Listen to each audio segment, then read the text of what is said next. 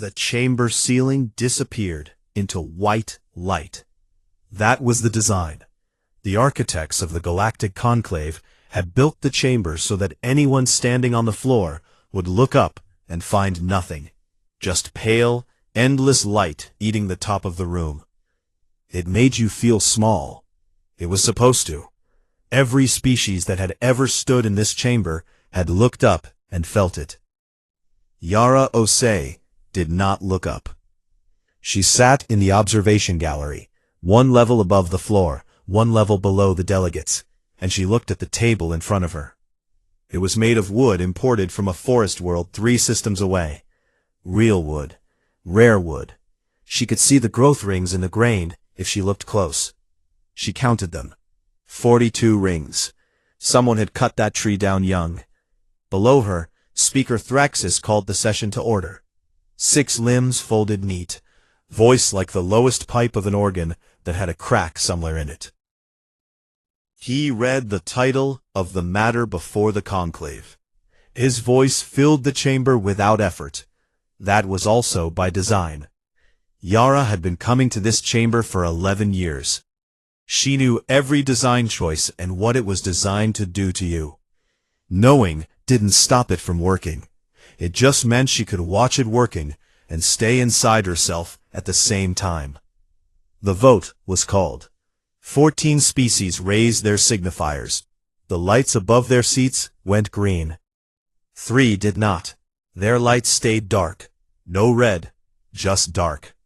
The Veth, the Karathi, the Indi. Not a no, not a yes. An absence. Yara wrote nothing down. She had known the count for 8 months. She had known the margin for 6. She sat with her hands flat on the wood table, and she breathed, and she listened to Thraxis read the result into the official record. The Servitude Edict passed. 14-0. 3 abstentions. Humanity reclassified, not expelled, not destroyed, assigned. The language in the edict was clean and careful. Resource class integration, optimized labor deployment, biological potential reallocation. Yara translated each phrase in her head the way she had translated alien language for 31 years, finding the real word hiding inside the polite one. Property, work unit, owned. She translated it, she filed it. She did not let it move across her face. The chamber began to clear. Delegates drifting, assistants gathering data slates, the low hum of post-session chatter filling the space where the vote had just lived. Yara stood and straightened her jacket and walked toward the exit. A junior aide caught her at the gallery door. Young, some species she had met before but never learned the name of. He held out a data slate with both hands, which was the formal gesture for official transfer of document.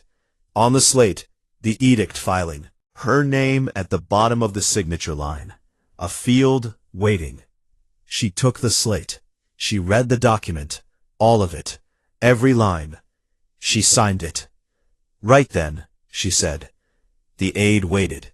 He seemed to expect something more. Another word. A reaction. Something to take back to whoever had sent him. She handed the slate back and walked past him. The transit pod was empty. It always was after sessions. Diplomats took private transport. Aides took the staff channels. Yara rode alone through the glass tube that curved above the conclave district. Below, the city moved. Above, the sky was the pale gold color this planet's atmosphere made in afternoon light. She had always thought it was a beautiful color. She still thought so now. She opened her secure channel. She reported the vote. 14-0. 3 abstentions. Effective date, 30 standard days from today. She gave the full legal text identifier. She gave Thraxis's exact phrasing at the close of session. She used 47 words. Then she added one line that was not in the report template. They have no idea what they've done. She closed the channel. The conclave building shrank behind her as the pod moved. She watched it through the curved glass. That ceiling that ate the sky. Those walls that made you small. She had sat in that gallery for 11 years, and never once felt small. She did not know exactly why. Maybe it was her grandmother's hands she thought of, when rooms tried to diminish her.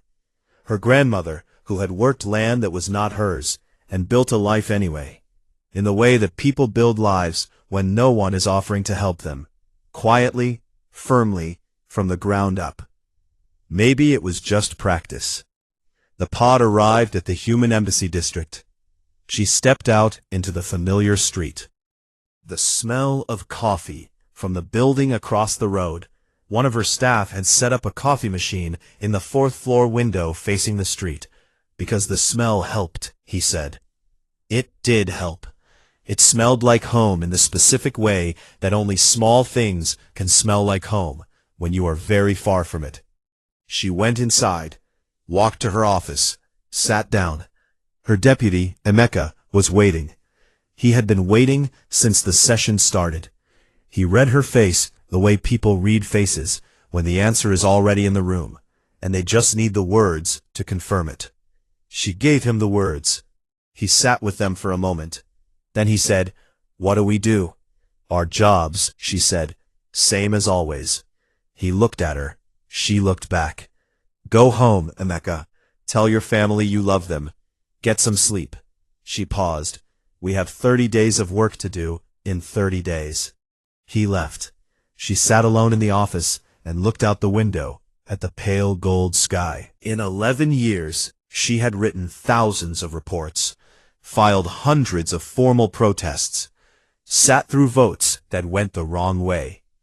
She had learned, slowly and at cost, that the slow path was the real path, that patience was a tool, that the difference between losing a battle and losing a war was whether you knew which one you were in.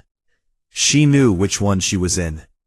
14 species had looked at humanity, its age, its chaos, its noise, its expansion, its stubborn aliveness, and had decided it was something to be managed, something to be put in its place.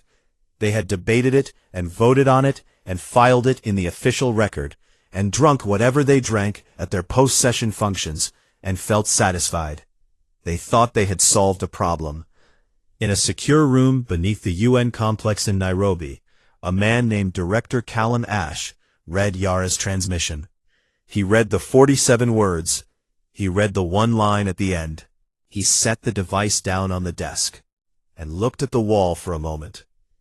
Then he picked up a different device. Older, darker, the kind that left no record in any system that the conclave monitored. He sent 3 words. Start the clock. Then he poured himself a coffee and got to work. Outside on the conclave world, the sky turned from pale gold to something deeper and darker as evening came. Yara watched it change. The tree rings in her mind. 42 years of growth. Someone had cut it down young. Someone had looked at that tree and decided they knew better than the tree what it was for. The tree didn't get a vote. Humanity had. And humanity had just quietly, formally, with a borrowed pen in a gallery above a floor they were not allowed to speak from, begun its answer. 3 weeks passed. Humanity said nothing. Thraxis read the compliance reports every morning with his first meal. 14 pages of data, organized by system, by species interaction, by behavioral metric. He had been reading reports like these for 200 years. He knew what resistance looked like. The spike in communication traffic, the border provocations, the formal protests filed in triplicate, the speeches, the anger. He had seen it from a dozen species when the conclave had made difficult decisions. Humans gave him none of that. Attendance at assigned labor posts increased. Registered complaints through official channels, 0. Border expansion activity beyond approved zones stopped. He read the numbers and made a note in the margin of the report, the way he always did when a species behaved in a way worth recording. Humans respond well to structure. He meant it as a compliment. He did not yet understand it was not a compliment he was observing. The conclave session that morning was routine. Post-edict administration. Paperwork. Thraxis moved through it with the ease of long practice. At the midday recess, his analyst, a young Veth named Sora, barely 40 years old, which made her very young by Veth measure, came to him with a tablet and a look on her face that Thraxis classified as nervousness. Veth were a prey species at origin. Their nervousness was built into them at a level below thought. Usually it was background noise. This looked like more than background. Speaker, she said, communication traffic data. He took the tablet. Human communication between systems had increased by 340% since the edict. He looked at the number twice. Then he looked at the content analysis below it, where the monitoring system should have broken down the substance of those messages. Language used, topic clusters, flagged phrases. The content column was empty. Not redacted, not classified. Empty. As in the monitoring system had received the messages, processed them, and returned null. Over and over. 340% more messages, none of them readable. The messages are not coded, Sora said. The system confirms they are shaped like language. They have the correct structure. They use human vocabulary. She paused. But the meaning is not coming through. Thraxis looked at the empty column. Humans communicated in multiple non-standard registers. He knew this. They used humor as information transfer. They used silence as a statement. They said the opposite of what they meant as a form of connection. They had 17 known variants of the word fine, and each one meant something different, depending on factors the monitoring systems had never fully learned to weigh. The conclave has addressed this, he said. Log it. Continue monitoring. Sora took the tablet back. She left. She did not look reassured. Thraxis ate his midday meal and thought about other things. The social function that evening was semi-formal, one of the regular interspecies events the conclave held to maintain what the official language called diplomatic warmth. Human embassy staff were required to attend under the new social integration clause of the edict. 4 of them came. 2 men, 2 women. All of them dressed correctly. All of them on time. Thraxis watched them from across the room. They were good at this. He had always known humans were socially capable. The data supported it, but watching it in person was different. They moved through the room like water finding the shape of a container. One of the women, he checked the name list, Liaison Chen, had cornered the Polari delegate and was asking him about his eldest son's first posting. The Polari delegate was delighted. His species communicated delight through a color change along the neck ridge. He was very brightly colored. Chen had remembered the son's name, the correct pronunciation, the Polari naming convention for firstborn. Thraxis had to check his records to remember those things. Chen apparently did not.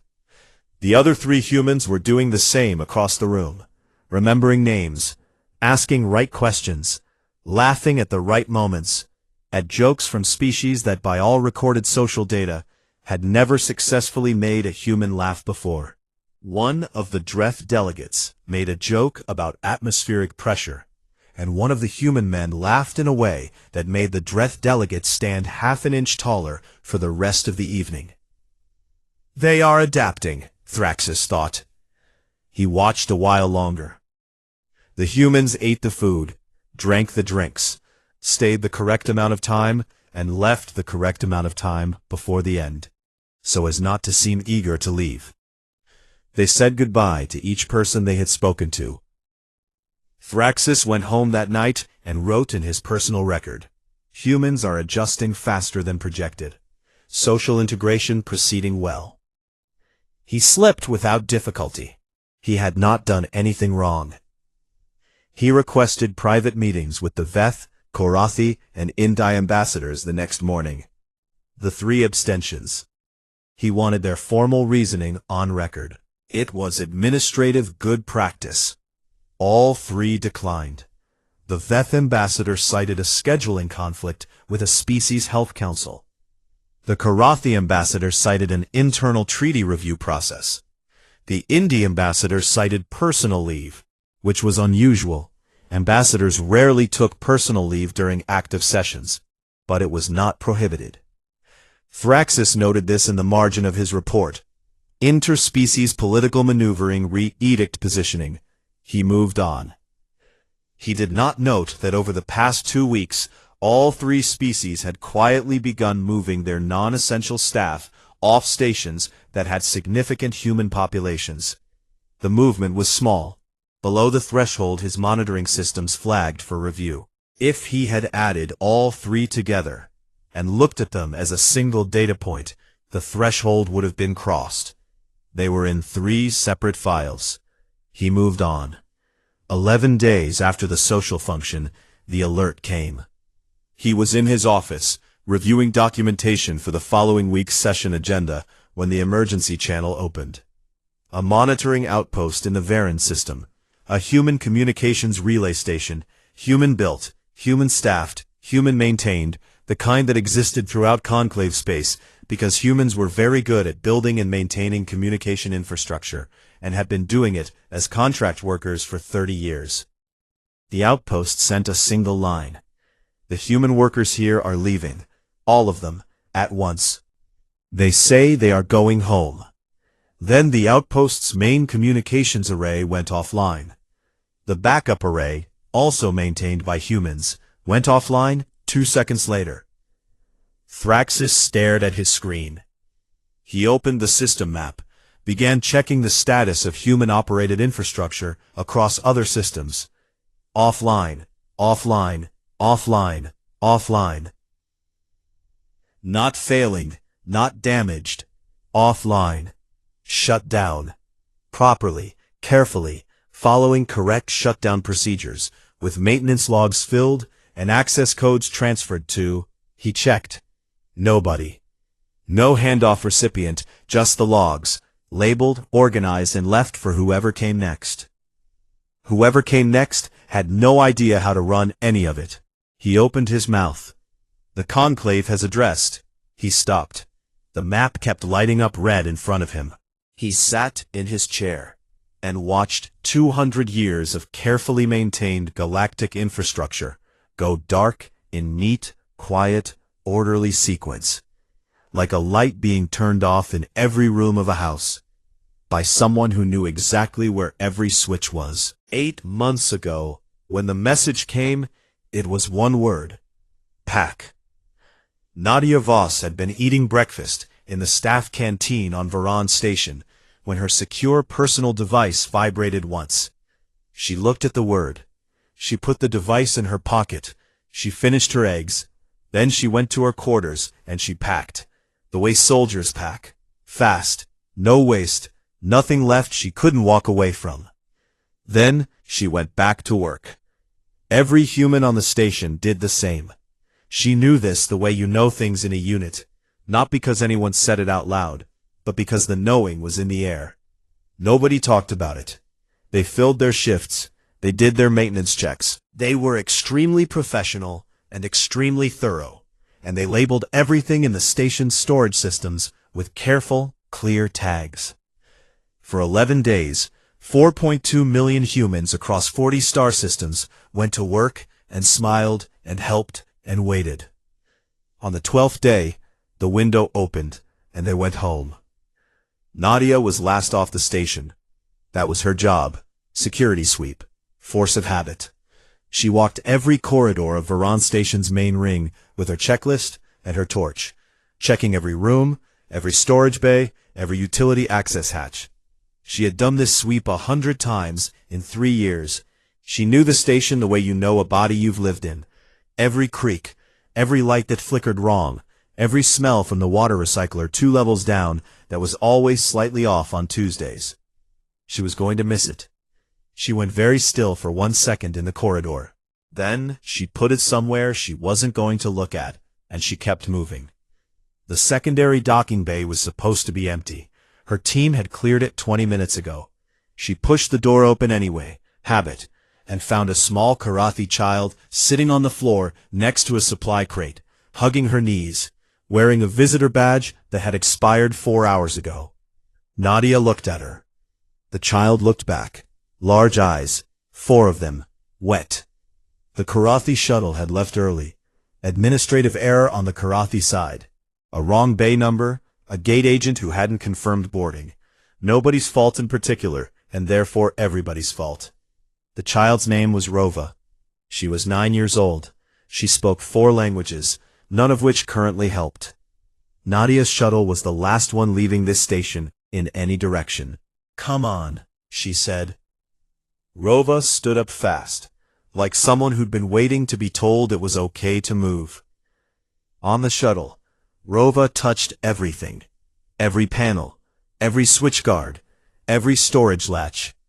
Nadia watched this happening and said nothing. The child's hands moved with the busy attention of someone who processed the world through contact, who needed to feel the shape of a thing before they could trust it. Nadia understood that. "Where are we going?"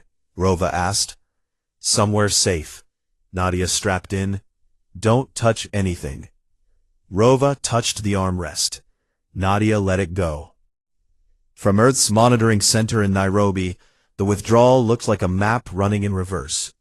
Director Ash stood in front of the main screen and watched 40 star systems go quiet, one after another, as human workers logged off and came home. His team had spent 8 months building the logistics for this. The timing had to be exact. Too early, and the conclave would have time to adapt. Too late, and there was nothing left to come home to. It was exact. The scale of what humans had actually built across the galaxy became visible only in the leaving of it. Jump gate calibration systems, atmospheric processors on 6 colony worlds, agricultural terraforming programs running across 3 breadbasket planets that fed 24 species, medical databases serving 41 hospital networks, communication relay arrays covering the entire mid-arm of the galaxy. All of it off. The conclave's emergency channels lit up within 6 hours.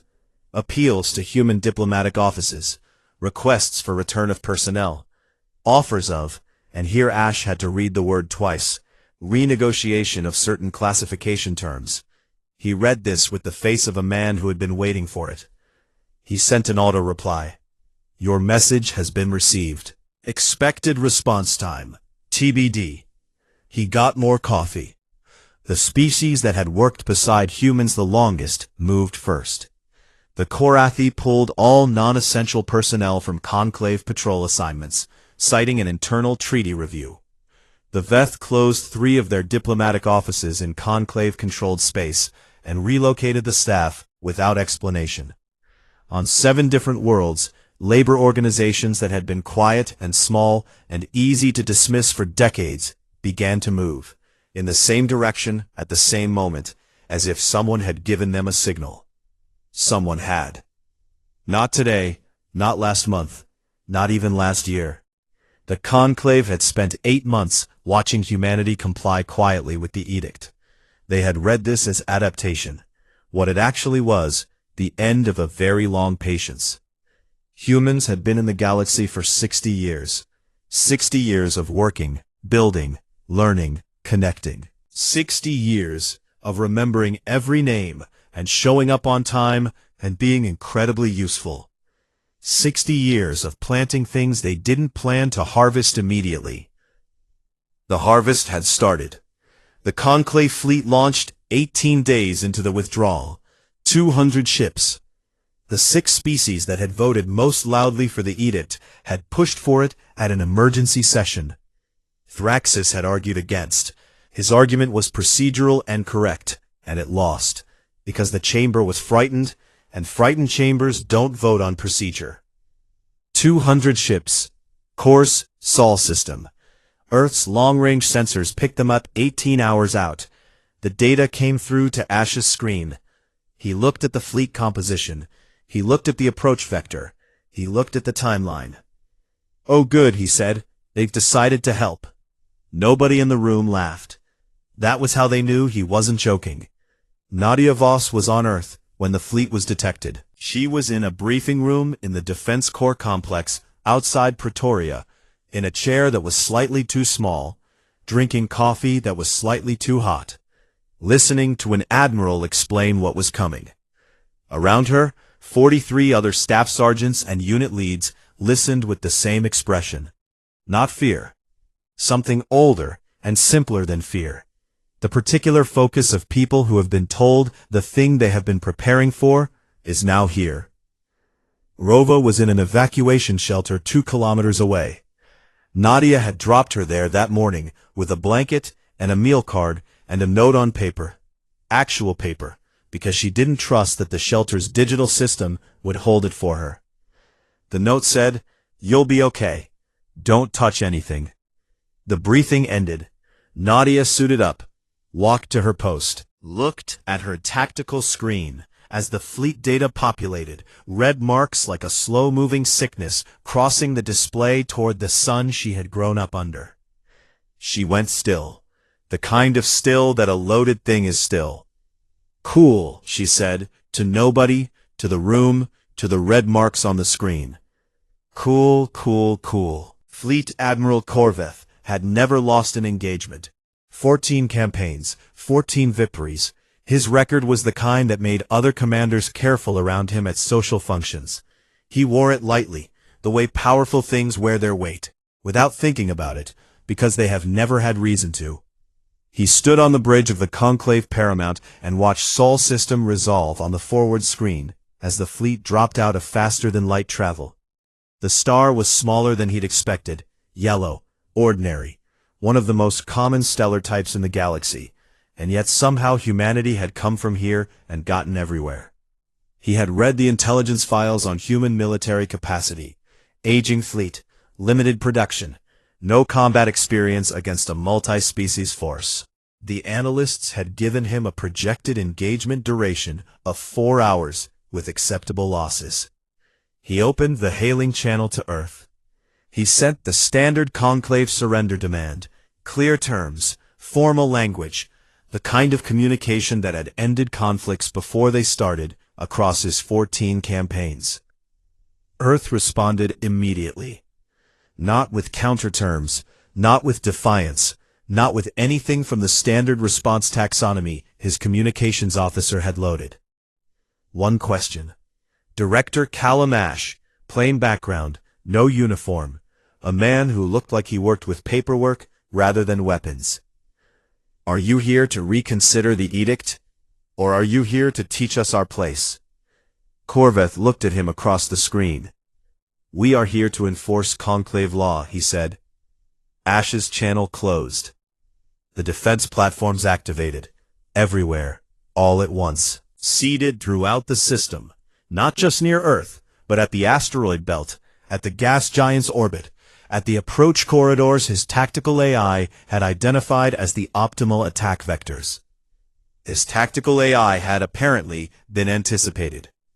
"Engagement," Corveth said, and his fleet moved.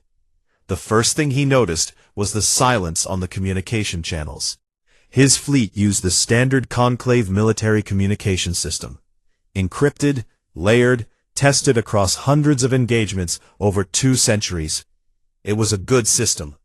It went dead 17 minutes into the engagement. Not jammed. Jammed systems produce static. This was silence. Clean silence. As if something had reached into the frequencies his fleet used and simply removed them from the available spectrum. He switched to backup channels. Silence. Secondary backup. The tertiary system. The oldest one. The one no one used anymore because it was slow and limited. Produced one broken signal from the rearmost ship in the formation before it too went quiet. His fleet of 200 ships continued their engagement, functionally blind to each other, relying on visual formation and pre-planned movement protocols. The human ships used this. That was the second thing he noticed. They fought like they could see everything. Human ships moved in ways that his tactical AI could not model. Not because the movements were random. He had fought random, and random had patterns if you looked long enough. This was different. Every time his fleet made a formation adjustment, Human ships countered it within seconds, as if they were reading his moves and inventing a response on the spot. As if every pilot had decided personally, in the moment, what to do next. His fleet was trained for standardized galactic engagement doctrine. The doctrine was good. It worked against every force his fleet had faced. It worked against forces that also followed doctrine, because doctrine against doctrine was a known problem, with known solutions. It did not work against people who seemed to find doctrine mildly amusing. He lost his first ship 22 minutes in, then 2 more, then a cluster of 5 in one of the approach corridors where his tactical AI had said the risk was lowest. He moved forces to compensate. The human ships that had destroyed the cluster were already somewhere else, doing something his AI categorized as tactically irrational, and then stopped categorizing because it kept being wrong. The third thing was the Allies. Mid-engagement, the Veth began jamming his fleet's long-range communication arrays, the ones that connected back to Conclave space, not the BattleNet, the home channels, the ones that would let him report what was happening. The Veth were officially neutral. The Karathi, officially in a treaty review process, had withdrawn their ships from 3 patrol corridors in Conclave space that Corveth's fleet had relied on as a clear return route. On 7 species homeworlds, labor movements were filing legal challenges to Conclave authority in the Conclave's own courts, under clauses in the founding charter that Corveth had never read because they were 200 years old and had never been used. He understood, with the specific clarity that comes from watching a plan that is not yours complete itself around you, that the battle at Sol was not the plan. It was the distraction. While his fleet was here, the rest of the plan was elsewhere, already running. He thought about winning the engagement. He could. His fleet was damaged. 60 ships gone, 80 more without full FTL capability. But he had numbers and firepower, and he could push through to Earth itself if he chose to. He thought about what that would cost, not in ships, in time. The time it would take to hold Earth, the time the legal challenges would have to root themselves into conclave law while he was occupied, the time the labor movements would have, the time the Veth and Karathi would have to build whatever they were building out of his blind spot. He ordered the retreat. The engagement had lasted 9 hours. His surviving ships limped into FTL with no communication ability and no clear picture of what had happened. 19 days to return to conclave space. 19 days in which the rest of the plan would continue uncontested. He sat in his command chair in the silence his own fleet had become, and he thought about the question Ash had asked him. Are you here to reconsider the edict? Or are you here to teach us our place? The question had felt like provocation at the time. Now it felt like information. It was telling him something about the shape of the choice. That there were only 2 options, and that one of them was still available. That they had left it available. On purpose. They planned this, he said aloud to the empty bridge. Not an accusation. Not at anyone present. Just a man saying a true thing into a room. His communications officer, standing at a dead station, monitoring dead frequencies out of trained habit, looked over. Before the edict? She asked. Corveth thought about the 8 months of perfect compliance. The social functions. The smiling. The names remembered. The maintenance logs labeled. The clean shutdown procedures that had left everything organized and accessible to people who didn't know how to operate any of it. Before, he said. He looked at the forward screen. Stars. The long dark between his damaged fleet and home. The edict gave them their reason, he said. They already had everything else. When the Conclave Paramount finally crossed back into Conclave space 19 days later, the system that greeted it was not the system Corveth had left. Legal filings covered every channel. Emergency session after emergency session.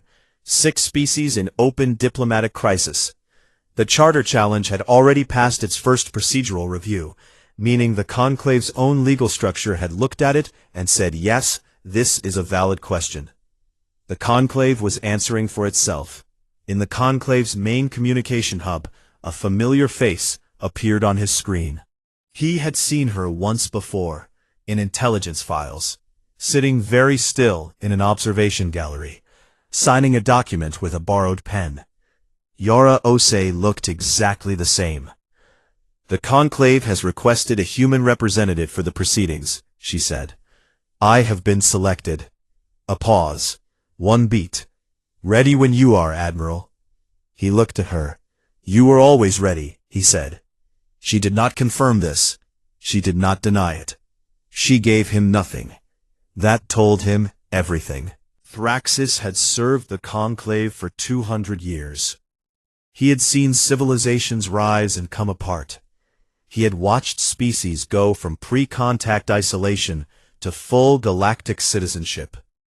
He had read the great debates that shaped the founding charter, studied the arguments, memorized the clauses. He believed in the conclave the way old things believe in themselves, not through any single act of faith, but through the weight of time. It had always existed. He had always served it. The two facts had become one fact.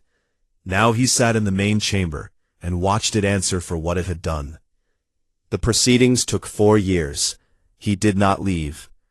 Yara Ose came into the chamber on the first day of the legal hearings and walked to the floor level. Not the gallery, the floor, where the delegates sat, where the speakers stood, where decisions were made. She had spent 11 years one level up from that floor. She walked to it, now the way someone walks to a thing they have been patient about for a very long time. She placed a document on the central table. 47 pages. She sat down. Thraxis looked at her across the chamber. She looked back. For one moment, the length of one breath, he thought he saw something move in her face. Not anger, not satisfaction, something smaller, a recognition. I see you seeing me. Then it was gone, and she opened the proceedings. The hearings produced a picture of humanity that Thraxis had not expected. Not because he had thought poorly of them. His notes showed he had considered them capable, adaptable, socially sophisticated. He had thought he understood what they were. He had understood the parts that were easy to see. The Karathi ambassador took the floor in the second month, and spoke for 2 hours about a human doctor named Adieze Musa, who had spent 20 years on a Karathi colony world.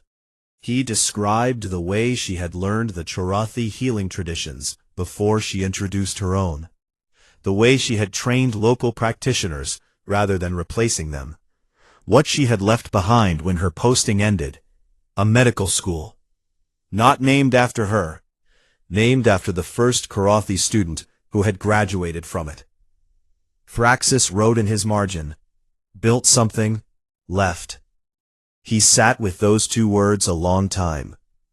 The Veth presented records of legal scholarship stretching back 40 years, a cross-species academic exchange that had quietly planted the seeds of the Charter Challenge currently restructuring galactic law.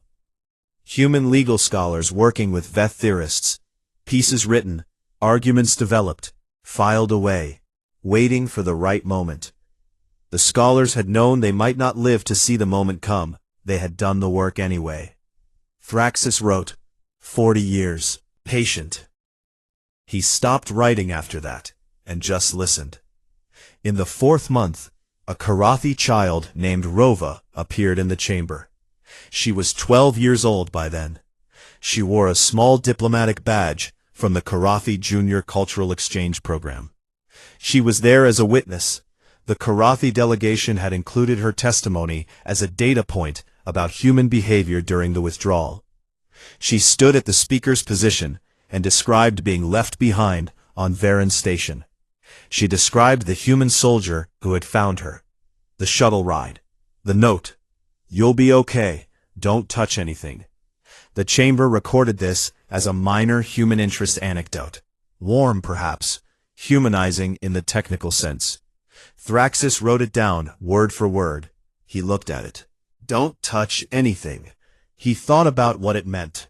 Left by a person who was doing a hard thing to a child who was frightened. On behalf of no system, no directive, no protocol that required it. Just because the child was there and needed it. He thought about the 4.2 million humans who had left the galaxy and taken 11 years of institutional knowledge with them. He thought about the one who had stopped to find a child in an empty bay and brought her home.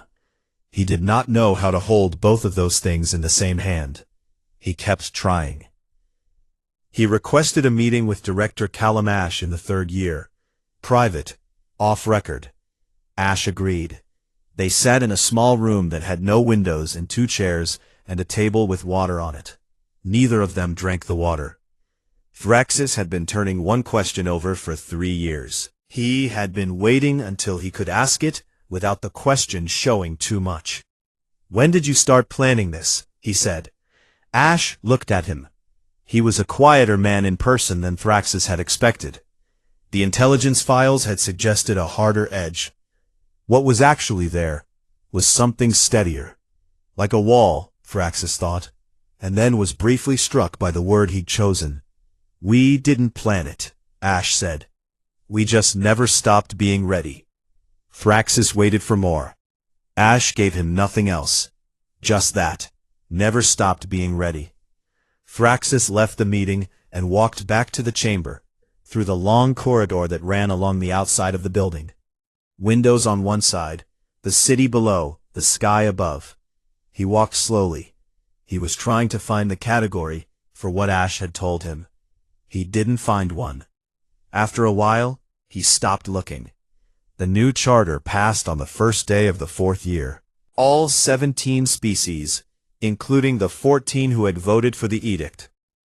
Because by then, the alternative had been demonstrated.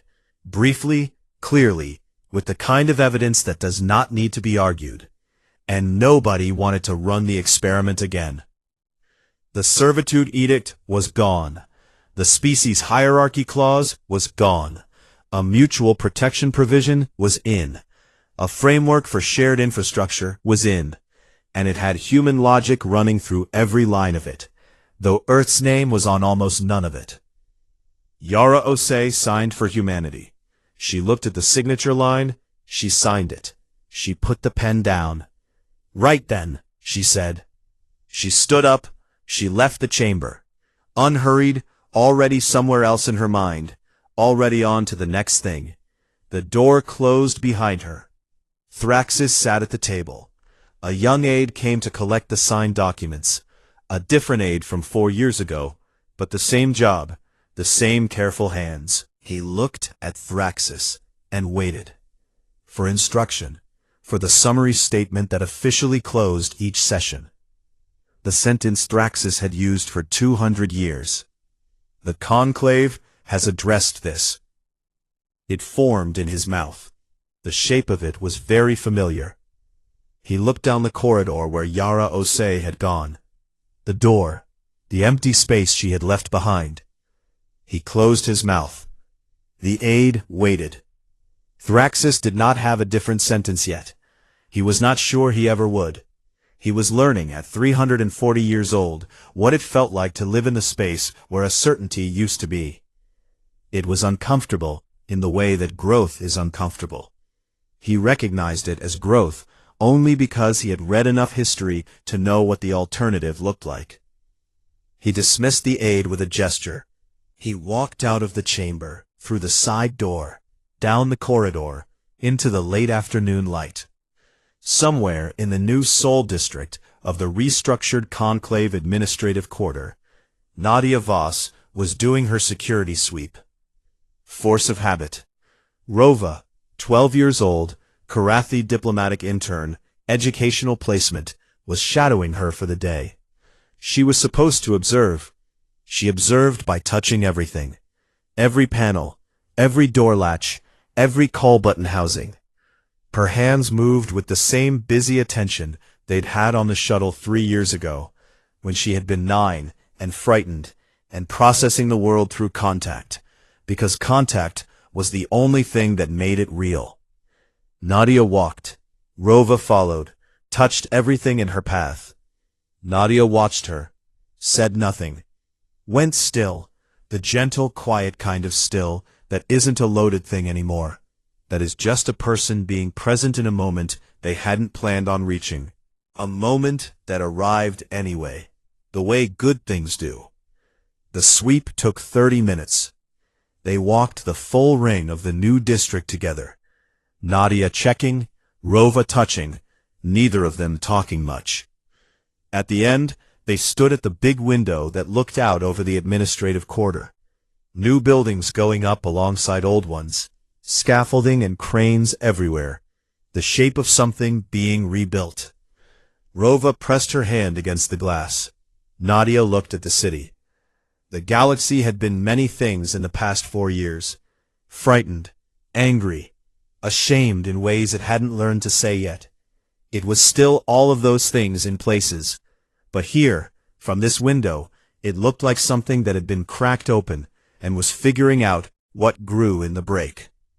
That was enough.